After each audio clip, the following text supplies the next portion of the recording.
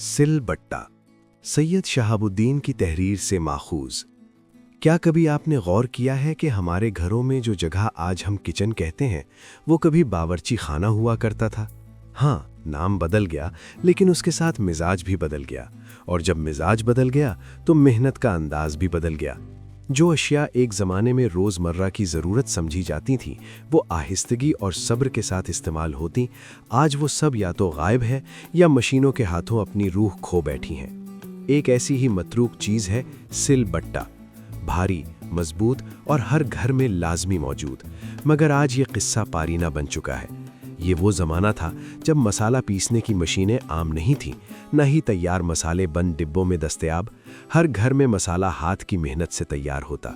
बाज़ार से मसाले आते और फिर माँ या खाला उस सिलबट्टे पर उन्हें पीस कर जायका और सेहत दोनों को एक साथ तैयार करती। आज भी हमें वो खुशबू महसूस होती है, वो खुशबू जो मेहनत की महकती यादों से जुड़ी हुई है। मसाला पीसना कोई आसान काम नहीं था, ये जिस्मानी मशक्क़त का तकाजा करता था और ख़ुद एक तरह की वर्जिश था। तब न ग्राइंडर थे, न ब्लेंडर व मिक्सर, हर चीज़ हाथ से होती, और शायद इसीलिए औरतें ज़्यादा सेहतमंद रहती। सिलबट्टे पर मसाला पीसते पीसते वो चिकना हो जाता और ख़वातीन को बार बार मेहनत करनी पड़ती। सुबह शाम तकाजा होता कि सिलबट्टा खुरदुरा करवाया जाए ताकि मसाला आसानी से पिस सके। बर्रे सगीर के महल्लों और गलियों में एक वक्त था जब एक फेरी वाला गली में आवाज़ लगाता, सिलबट्टा तेज़ करा लो। कंधे पर थैला, हाथ में छेनी और हथौड़ा, और साथ में आवाज़ जो गूंजती। हर घर का सिलबट्टा तेज़ करवाने के लिए घर वाले सिलबट्टा दरवाजे पर रख देते और फेरी वाला हल्की हल्की चोटें मारकर सिल और बट्टे को दोबारा खुरदरा कर देता। बच्चे इस दौरान दूर रहते ताकि छोटे पत्थर उनकी आंखों में न जाएं।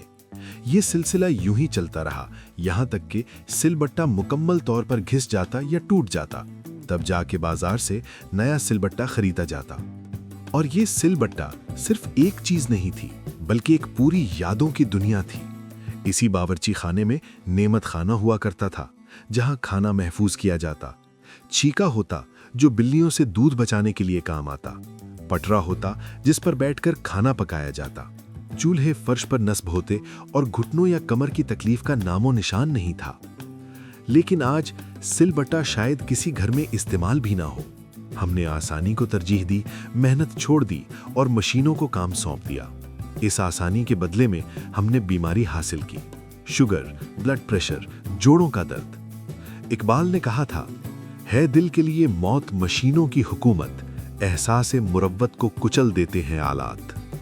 ख़वातीन जिम जाती हैं, योगा करती हैं और वर्जिश के नए नए तरीके इख्तियार करती हैं, लेकिन हकीकी मेहनत और वर्जिश तो कभी बावर्ची खाने के काम में छुपी होती थी। अगर वो मेहनत की जाती तो अलग से वक्त और मशक्कत ज़ाय ना होती।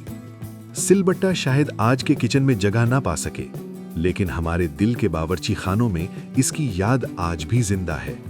एक ऐसे दौर की याद जब जायका मेहनत से मिलता था और बावर्ची खाने वाकई बावर्ची खाने हुआ करते थे, किचन नहीं।